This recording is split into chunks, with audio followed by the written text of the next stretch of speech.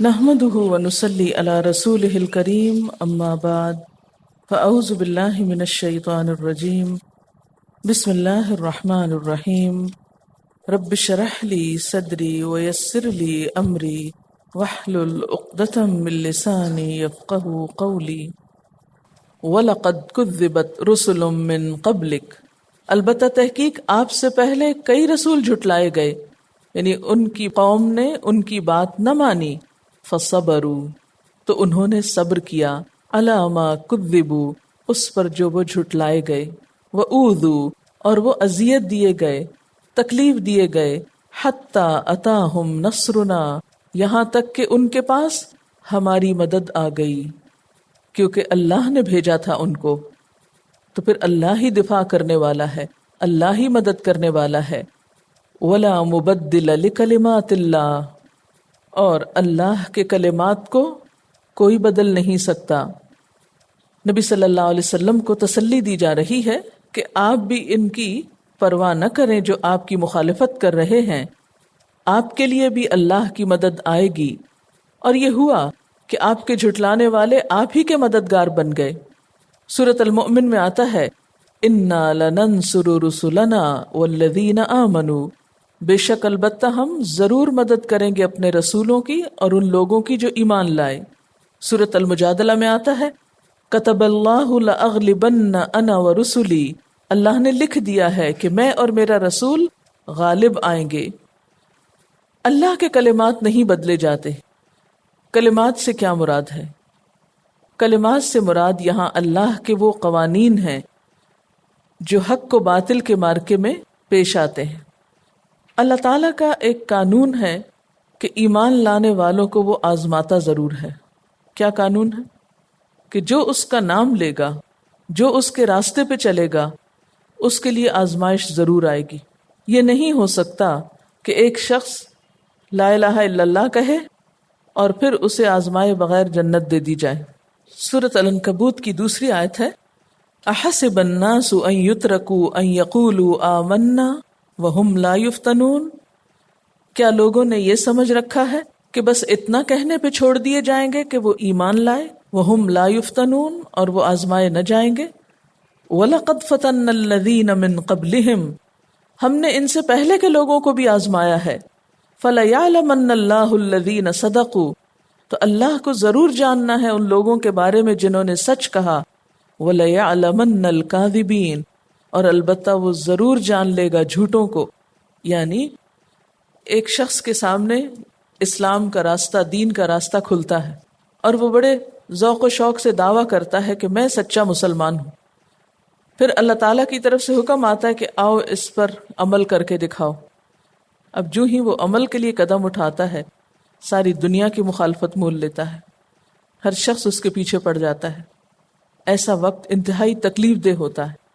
اب یہاں ایک فیصلہ ہونا ہوتا ہے، یا تو یہ شخص لوگوں کے ڈر سے دین سے پھر جائے گا، واپس پلٹ جائے گا، یا پھر یہ دین پر ہر مشکل کے باوجود ثابت قدم رہے گا، کیونکہ اللہ کو جھوٹے لوگوں کو بھی الگ کرنا ہے اور سچوں کو بھی الگ کرنا ہے۔ دیکھیں نا، مثلاً آپ یہ ذرا تھوڑا سا امیجن کریں، ایک بلند مقام پہ بہت خوبصورت باغ ہے، ایک پکارنے والا پکارتا ہے ایسا اور ایسا باغ ہے اس پہاڑ کے پیچھے، کون کون چلے گا اس میں، کون کون وہاں جانا چاہتا ہے؟ سب لوگ چاہیں گے کہ ہمیں بھی لے چلیں سیر پہ، ٹرپ پہ، ہم سب جانا چاہتے ہیں۔ پھر ان سے کہا جاتا ہے اگر تم جانا چاہتے ہو تو اس کے لیے تمہیں یہ اور یہ قیمت ادا کرنی ہے، تو اس میں کچھ لوگ تیار ہو جاتے ہیں۔ ہمیں باغ دیکھنے کا شوق ہے، جو چاہے قیمت ادا کرنی پڑے۔ ہمیں پیدل لے جانا چاہیں تو ہم پیدل چلیں گے، سانس پھولے، پسینہ آئے، بھوک لگے، پیاس لگے، گرمی لگے، دھوپ لگے، ہم چڑھیں گے۔ پیسہ چاہیے دیں گے، کچھ کام چھوڑنے پڑیں گے تو چھوڑیں گے، لیکن ہمیں اس باغ تک پہنچنا ہے۔ اور کچھ لوگ کہیں نہیں، ہم کوئی تکلیف نہیں اٹھانا چاہتے، بس ہمیں آپ آنکھیں بند کر کے، کھل جا سمسم کہہ کے، ایک طلسماتی معجزاتی الفاظ کے ذریعے وہاں پٹھا دیں اٹھا کے۔ یہ اللہ کا طریقہ نہیں کہ ابھی تو جو اپنی چاہے مرضی کرے۔ موت آ کے دبوچے، جب آنکھیں کھولے تو آگے جنت ہو، یہ نہیں ہو سکتا۔ جنت انتہائی قیمتی جگہ ہے، اس کی قیمت ادا کرنا ہے آپ کو۔ ہر پیغمبر کے ساتھ یہی ہوا کہ جب اس نے آ کر لوگوں کو اللہ کا پیغام سنایا، کچھ لوگ تو مان گئے اور کچھ لوگوں نے جھٹلا دیا اور شدید قسم کی مخالفت کی۔ پیغمبر نے مخالفت کے باوجود کام نہیں چھوڑا، چلتے چلے گئے، تکلیفیں اور دکھ اٹھاتے چلے گئے۔ ان کے ساتھ ملنے والوں پہ بھی تکلیفیں آئیں، وہ بھی ثابت قدم رہے، صبر کرتے رہے، حتیٰ کہ ایک وقت ایسا آیا کہ مخالفین بھی ہمدرد ہو گئے اور یوں قافلہ بڑھ گیا اور بالآخر کامیابی نصیب ہوئی۔ اب ساری تمہید کی روشنی میں آیت کو دوبارہ پڑھیے۔ وَلَقَدْ كُذِّبَتْ رُسُلٌ مِّن قَبْلِكَ فَصَبَرُوا عَلَىٰ مَا كُذِّبُوا وَأُوذُوا حَتَّىٰ أَتَاهُمْ نَصْرُنَا وَلَا مُبَدِّلَ لِكَلِمَاتِ اللَّهِ وَلَقَدْ جَاءَكَ مِن نَّبَإِ الْمُرْسَلِينَ، اور البتہ تحقیق آ چکی آپ کے پاس رسولوں کی خبریں۔ اس سے پہلے رسولوں کے ساتھ کیا ہوا؟ حضرت نوح علیہ السلام کے ساتھ کیا ہوا؟ مشکلات کے بعد کیا مدد آئی۔ حضرت صالح علیہ السلام، حضرت ہود علیہ السلام، حضرت ابراہیم علیہ السلام، حضرت لوط علیہ السلام، حضرت موسیٰ علیہ السلام، حضرت عیسیٰ علیہ السلام۔ ان میں سے کون ایسا ہے کہ جس پر آزمائش نہ آئی ہو، اور کون ایسا ہے جس کے لیے اللہ کی مدد پھر نہ آئی ہو؟ قرآن بھرا ہوا ہے ان واقعات سے، لیکن ہم جلد باز لوگ نتیجہ جلدی چاہتے ہیں۔ بڑے بڑے مخالف خود ختم بھی ہوئے تو ان کی اولادوں نے اسلام قبول کیا۔ طائف والوں نے جو آپ کو پتھر مارے اور آپ نے صبر کیا، تو انہی کی اولاد میں سے پھر تھا محمد بن قاسم، جس کی وجہ سے آج ہم یہاں مسلمان بیٹھے ہیں۔ تو اس لیے جو شخص بھی اللہ کے راستے پہ چلنا چاہتا ہے، اسے اپنے نفس پہ قابو رکھنا ہوگا، صبر کرنا ہوگا، اور تکلیفیں اٹھا کر لوگوں کی باتیں سہ کے ثابت قدمی دکھانی ہوگی، ورنہ جنت کسی کو مفت میں نہیں ملا کرتی۔ وَإِن كَانَ كَبُرَ عَلَيْكَ إِعْرَاضُهُمْ، اور اگر آپ پر ان کی بے رخی بھاری ہے، یعنی آپ کے وہ سارے چاہنے والے دین کی دعوت دینے کے بعد آپ کے مخالف ہو گئے یا ان کی اکثریت مخالف ہو گئی، تو ان سب کی نظروں کا پھر جانا آپ کو بہت تکلیف دیتا تھا۔ آپ خود سوچیں نا کہ آپ ایک ایسے راستے پہ چلے ہیں جس پر آپ کو یہ یقین تھا کہ اللہ کی مدد آئے گی، اللہ کا نام لوں گا تو اللہ میرا ہو جائے گا اور ساری دنیا میری ہو جائے گی، لیکن ابتدا میں آپ دیکھتے ہیں آپ اللہ کے راستے پہ چلے اور ساری دنیا بے وفا ہو گئی۔ وَإِن كَانَ كَبُرَ عَلَيْكَ إِعْرَاضُهُمْ، اگر ان کی بے رخی آپ کو بہت بھاری محسوس ہوتی ہے، بہت گراں لگتی ہے، تو اس کا حل کیا ہو سکتا ہے؟ فَإِنِ اسْتَطَعْتَ، اگر تم میں استطاعت ہے، أَن تَبْتَغِي نَفَقًا فِي الْأَرْضِ، کہ تم زمین میں کوئی سرنگ تلاش کر لو، یعنی چھپنے کے لیے، أَوْ سُلَّمًا فِي السَّمَاءِ، یا کوئی سیڑھی آسمان میں کہ اوپر چلے جاؤ، فَتَأْتِيَهُمْ بِآيَةٍ، پھر ان کے لیے کوئی نشانی نکال لاؤ انہیں یقین دلانے کے لیے، تو ایسا کر لو۔ اصل میں جب آپ صلی اللہ علیہ وسلم کو تبلیغ کرتے اور مخالفین کی سختیاں برداشت کرتے ایک طویل مدت گزر گئی اور کافروں کی اکثریت انکار ہی کرتی رہی، تو اس سے آپ کو گھٹن محسوس ہوتی تھی، اور کبھی کبھار آپ کو یہ خیال آ جاتا تھا کہ اگر اللہ تعالیٰ ان کافروں کو کوئی معجزہ دکھا دے تو یہ لوگ فوراً مان جائیں گے، ایمان لے آئیں گے، ان کو یقین آ جائے گا۔ کیونکہ انسان جب بہت ڈیسپریٹ ہوتا ہے، دل چاہتا ہے کوئی ایسی چیز ان کو دکھائی جائے کہ ان کو یقین آئے کہ واقعی ہم سچے۔ تو اس پر اللہ تعالیٰ فرماتے ہیں کہ اگر آپ کوئی سرنگ کھود کے زمین کے اندر جا کے یا سیڑھی لگا کے آسمان پہ جا کے انہیں کوئی معجزہ لا دکھائیں تو دکھا دیں۔ اول تو یہ کہ ایسا ہو نہیں سکتا، اور اگر آپ کر بھی لیں تب بھی یہ نہیں مانیں گے، کیونکہ آپ دیکھیں کہ پچھلے پیغمبروں نے بھی جو معجزے دکھائے اپنی قوموں کو، تو وہ کتنے دن اس پر قائم رہے، ان معجزوں نے کتنا دیر پا اثر کیا۔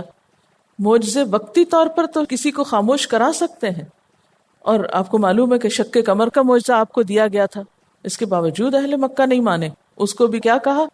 ان ھذا الا سحر یؤثر، یہ تو وہ جادو ہے جو شروع سے چلتا چلا آ رہا ہے، یہ تو جادو ہی کی ایک قسم ہے۔ نہ ماننے والوں نے پھر نہ مانا، فرمایا کہ انہوں نے ماننا نہیں. ہاں اللہ چاہتا تو زبردستی ان کو منوا دیتا. وَلَوْ شَاءَ اللَّهُ لَجَمَعَهُمْ عَلَى الْهُدَى، اگر اللہ چاہتا تو ان سب کو ہدایت پہ جمع کر سکتا تھا. فَلَا تَكُونَنَّ مِنَ الْجَاهِلِينَ، بس آپ ہرگز نہ ہو نادانوں میں سے. چونکہ اللہ کے ہاں جبر نہیں، اللہ تعالیٰ معجزات کے ذریعے کسی کو مجبور کر کے مسلمان نہیں کرنا چاہتا، بلکہ ہدایت کا اس کا اپنا ایک طریقہ ہے. اس لیے آپ ایسی بات نہ سوچئے. اچھا یہ جو لفظ ہے نا فَلَا تَكُونَنَّ مِنَ الْجَاهِلِينَ، تو اس کو ہم جیسے جاہل کسی غلط معنی میں نہ لیں، اس لیے تھوڑی سی اس کی وضاحت ضروری ہے کہ کہیں آپ اس کا یہ مطلب نہ نکال لیں دیکھیں یہ حضور صلی اللہ علیہ وسلم کو کیا کہا گیا ہے کہ آپ جاہلوں میں سے مت ہوں. تو نعوذ باللہ نہ آپ ایسے تھے اور نہ ایسا بننے والے تھے. مطلب کیا ہے اس کا؟ اللہ تعالیٰ کہنا کیا چاہتے ہیں، کیا فرمانا چاہتے ہیں، کیا بتانا چاہتے ہیں؟ بات یہ ہے کہ جاہلین کا لفظ جہل سے ہے، جیم ہے لام. عربی میں لفظ علم اور حلم دونوں کی ضد کی حیثیت سے آتا ہے، اپوزٹ ہے دونوں کا. علم اور حلم کا اپوزٹ کیا ہے؟ جہل. اس کا غالب استعمال حلم کی ضد کے طور پہ آتا ہے. حلم کس کو کہتے ہیں؟ بردباری. یعنی ایک شخص ہے جو کسی سے بات کرتے ہوئے بردباری کا رویہ اختیار کرتا ہے، اور دوسرا کیا ہے؟ جہالت پہ اتر آتا ہے. تو کیا معنی ہوگا یہاں؟ جہل کا معنی کیا ہوگا؟ حلم کیا ہے؟ وقار، تمیز، شائستگی کے ساتھ پولائٹلی سویلائز طریقے سے بات کرنا. اور جہل کیا ہے؟ بالکل اس کے اپوزٹ ہو جانا. یعنی جب کوئی شخص اپنی گفتگو میں بدتمیزی پہ اتر آئے تو دراصل وہ جہل کا ثبوت دے رہا ہے. اسی وجہ سے اس کا معنی ہوتا ہے جذبات سے مغلوب ہو جانا. جہل کا معنی کیا ہوا پھر؟ جذبات سے مغلوب ہو جانا. یعنی انسان کا مثلاً غصے سے، نفرت سے، غم سے آؤٹ آف کنٹرول ہو جانا، اپنے آپ کو کنٹرول نہ کر پانا. اب انبیاء علیہ السلام جو ہوتے ہیں وہ سب سے بڑھ کر اپنے نفس پہ، اپنے جذبات پہ کنٹرول رکھتے ہیں.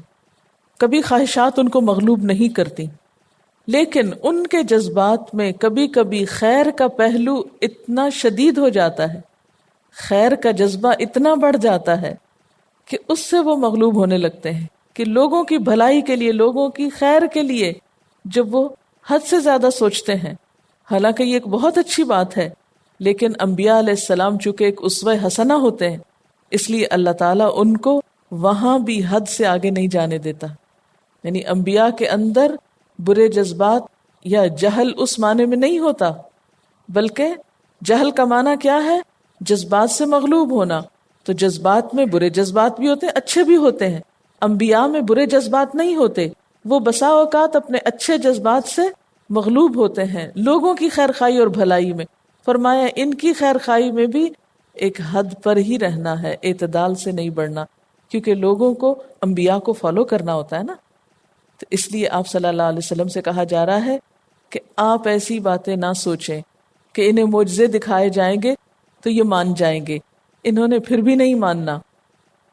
آپ صلی اللہ علیہ وسلم کے بارے میں سورۃ کہف میں بھی آتا ہے کہ لعلک باخع نفسک، یوں لگتا ہے آپ اپنے آپ کو ہلاک کر ڈالیں گے. ان لم یؤمنوا بهذا الحدیث اسفا، اگر یہ اس بات پر ایمان نہ لائے تو افسوس کر کر کے آپ اپنے آپ کو کھپا ڈالیں گے. آپ ان کے پیچھے مت جائیے، آپ ان کے ایمان کی آرزو میں اپنے آپ کو اتنا نہ کھپائیے کہ اس بارے میں جو اللہ کی حکمت اور سنت ہے وہ نگاہوں سے اوجھل ہو جائے. ہدایت کے بارے میں اللہ کی حکمت اور سنت کیا ہے کہ لوگ معجزوں سے مروب ہو کر نہیں، عقل استعمال کر کے اللہ کی نشانیوں کو پہچان کر ہدایت لائیں، اللہ کی نشانیوں کو پہچان کر ہدایت قبول کریں، اپنی عقل استعمال کریں.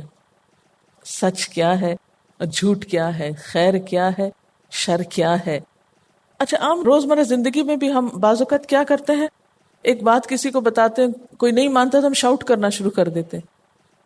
یہ کیا نفسیات ہے کہ اگر آرام سے تم نہیں مانتے تو میں تمہیں زبردستی مناؤں گا، زور کروں گا تم پر. اچھا بالکل اسی طرح ایک دوسرے پہلو میں اگر کوئی شخص بات سے نہ مانے تو ہم کیا چاہتے ہیں، اس کو ایسی کوئی چیز دکھائیں کہ بس وہ پھر خاموش ہو جائے. انبیاء کے لیے کیا ہے، اگر یہ لوگ دلیل سے نہیں مان رہے تو ان کو معجزہ دکھایا جائے تو یہ چپ ہو جائیں، مان جائیں. اللہ تعالیٰ فرماتے ہیں نہیں، یہ طریقہ نہیں منوانے کا، اس طرح نہیں منوانا، کیونکہ یہ فائدہ مند نہیں۔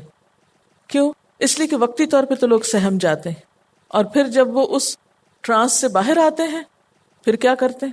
وہی کرتے ہیں جو پہلے کر رہے ہوتے ہیں۔ اسی لیے آپ نے دیکھا ہوگا یہ جو جذباتی تقریریں ہوتی ہیں نا، بہت یہ زیادہ دیر تک فائدہ نہیں دیتی۔ اللہ تعالیٰ کا طریقہ کیا ہے؟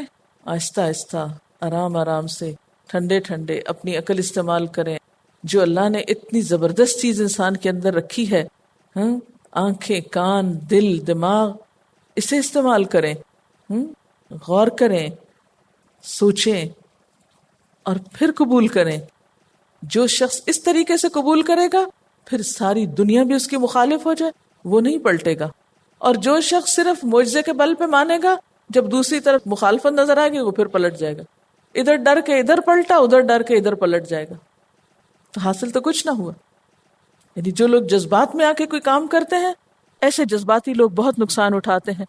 وہ کل کسی اور جذبات میں آ جائیں گے اور اپنے ہی کیے کو الٹا کے رکھ دیں گے۔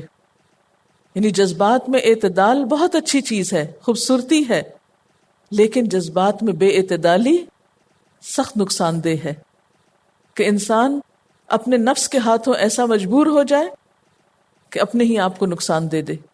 تبلیغ کے میدان میں صبر اور حوصلہ اور آہستہ آہستہ قدم اٹھانا بہت ضروری ہے۔ مثلاً آپ دیکھیں کہ آپ چاہتے ہیں کھانا جلدی پکے، آپ تیز کر دیتے ہیں ہیٹ کو، کیا نتیجہ نکلتا ہے؟ کچا بھی رہتا ہے، جل بھی جاتا ہے، کچھ فائدہ نہیں ہوتا۔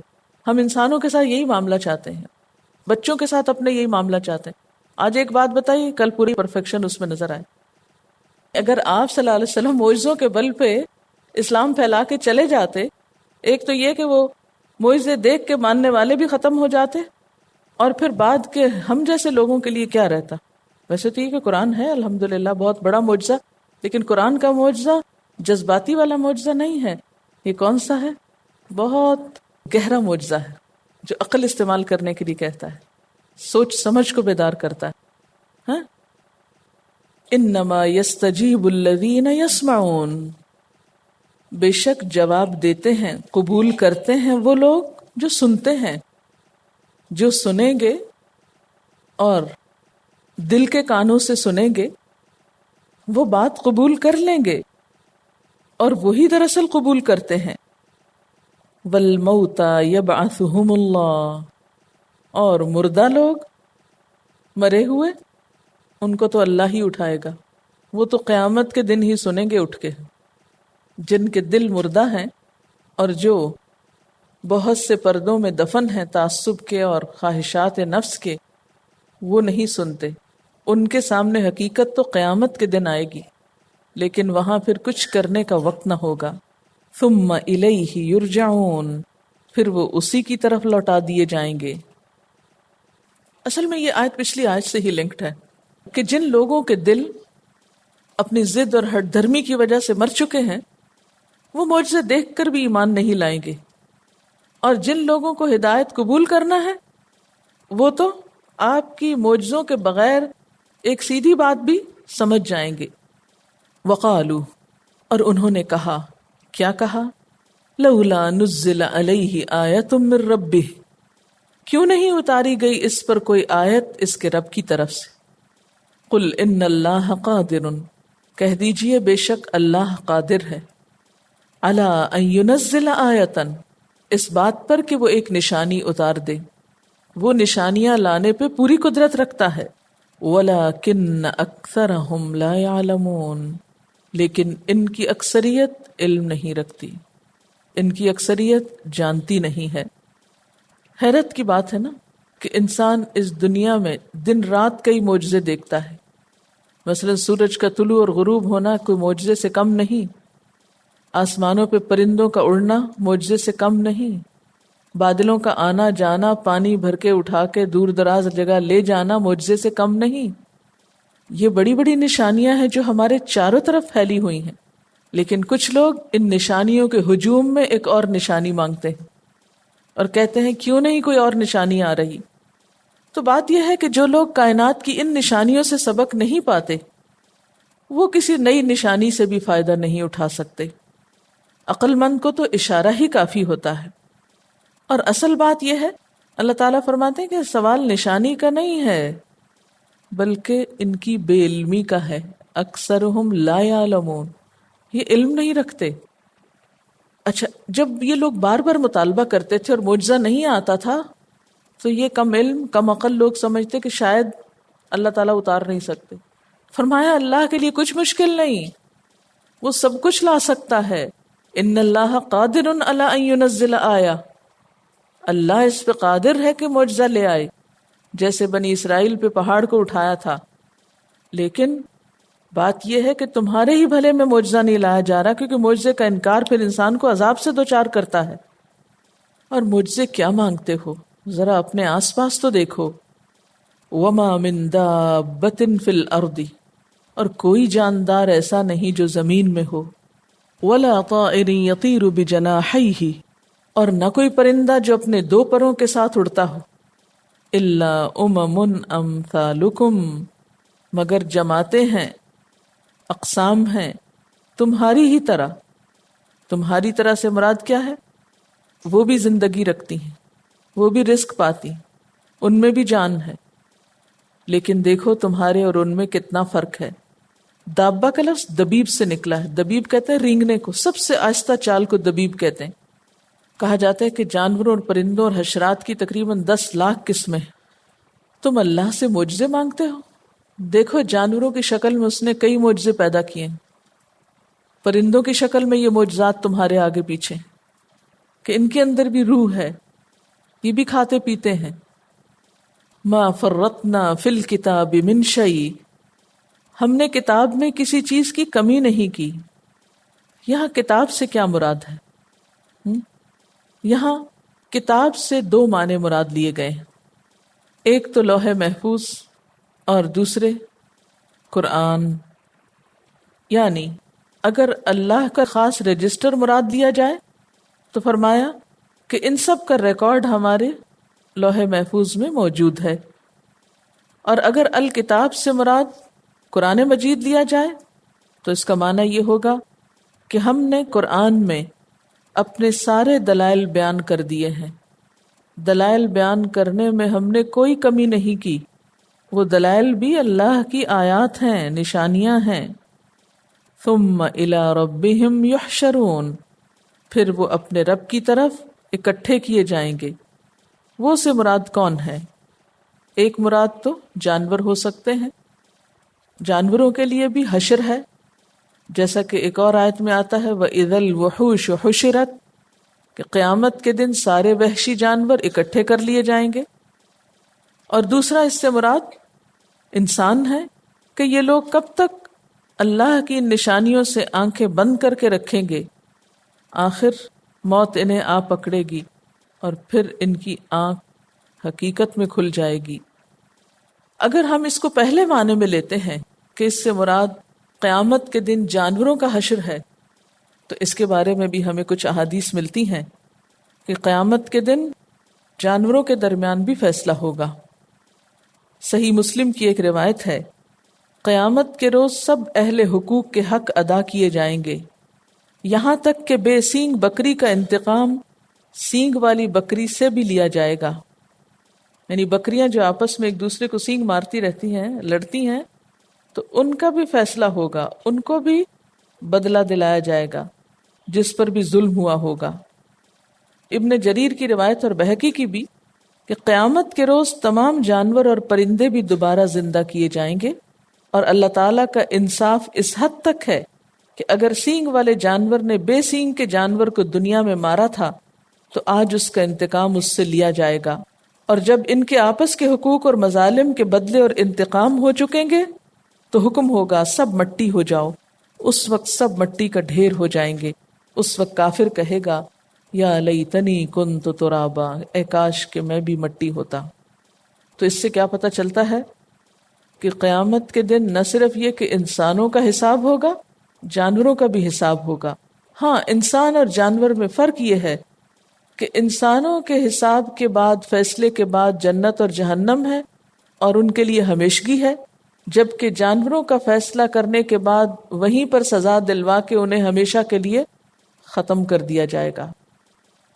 یہاں جس کانٹیکسٹ میں آیت آئی ہے اس سے مراد یہ ہے کہ اے لوگو تم جو معجزات مانگتے ہو، دیکھو جتنے بھی جاندار ہیں، خواہ حشرات الارض ہیں، پرندے ہیں یا چرندے ہیں، یہ سب بھی اللہ کے قاعدے کے پابند ہیں، اپنے اپنے کام کر رہے ہیں، اپنی اپنی حدود میں رہتے ہیں۔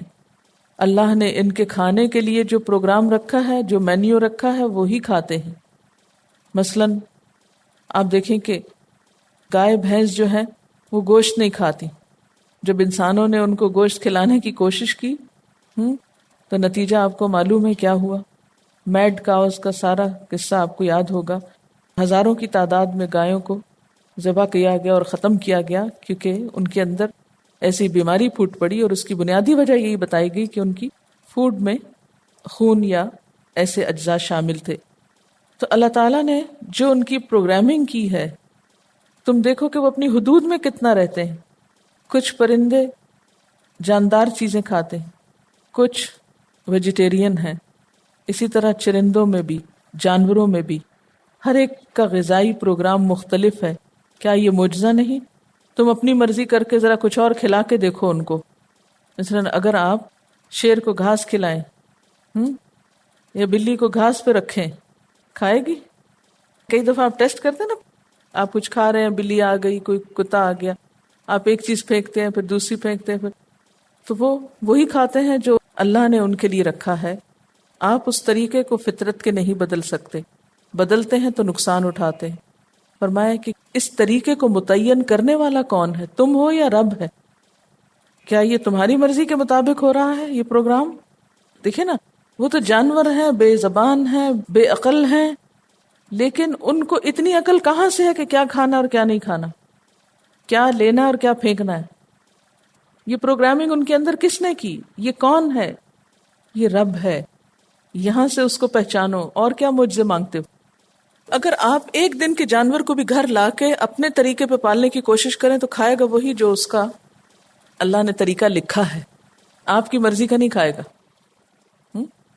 والذین کذبوا بآیاتنا، اور وہ لوگ جنہوں نے ہماری آیات کو، معجزات کو جھٹلا دیا، صم وبکم فی الظلمات، وہ بہرے ہیں، گنگے ہیں، اندھیروں میں مبتلا ہیں۔ شخصیت کا اندھیرا دور کرنے کے لیے سننا اور بولنا ضروری ہوتا ہے، لیکن یہ لوگ اللہ کی بات کا انکار کر کے بہرے اور گنگے بنے ہوئے ہیں۔ من یشاء اللہ، جس کو اللہ چاہے، یضلل، اس کو بھٹکا دے، ومن یشاء، اور جس کو چاہے، یجعلہ، ڈال دے اس کو، علی صراط مستقیم، سیدھے راستے پر۔ اللہ تعالیٰ جانوروں کی دنیا سے کچھ سبق سکھا رہے ہیں ہم کو کہ حیوانات کی صورت میں یہ چلتی پھرتی نشانیاں تمہارے لیے ایک بہت بڑا سبق ہیں۔ ان کو دیکھ کر اگر تم عقل سے کام نہیں لیتے تو تم سیدھا راستہ نہیں پا سکتے۔ دیکھو ان کی دنیا فطرت کی دنیا ہے، وہ رزق تلاش تو کرتے ہیں، لوٹ مار نہیں کرتے، ضروریات تو پوری کرتے ہیں، ہرس نہیں ان کے اندر، اونچ نیچ تو ہے لیکن حسد اور غرور نہیں، ایک دوسرے سے تکلیف پہنچتی ہے پہنچاتے ہیں لیکن بغض اور عداوت نہیں رکھتے، اپنا اپنا کام کرتے ہیں، کریڈٹ لینے کا کوئی شوق نہیں۔ لیکن انسان اس کے برعکس کام کم کرتا ہے اور کریڈٹ زیادہ لینا چاہتا ہے۔ قل، کہہ دیجئے، ارأیتکم، کیا دیکھا تم نے، تم کو، لفظی ترجمہ کیا بنتا ہے؟ کیا رأیتا، دیکھا تم نے، تم کو، یعنی خود کو۔ خود کو دیکھنے سے مراد کیا ہوتا ہے؟ اپنے آپ کو دیکھنا، یعنی غور کرنا، سوچنا سمجھنا۔ کم یہاں پر یعنی کاف میم خطاب کے لیے ہے۔ بتاؤ مجھ کو، ان اتاکم عذاب اللہ، اگر آ جائے تمہارے پاس اللہ کا عذاب، او اتتکم الساعہ، یا آ جائے تمہارے پاس قیامت، اغیر اللہ تدعون، کیا اللہ کے سوا تم پکارو گے؟ یعنی اگر تمہارے پاس اللہ کا عذاب آ جائے یا قیامت آ جائے تو پھر تم کسی اور کی طرف توجہ نہیں کرو گے، اللہ ہی کو پکارو گے۔ ان کنتم صادقین، اگر تم سچے ہو۔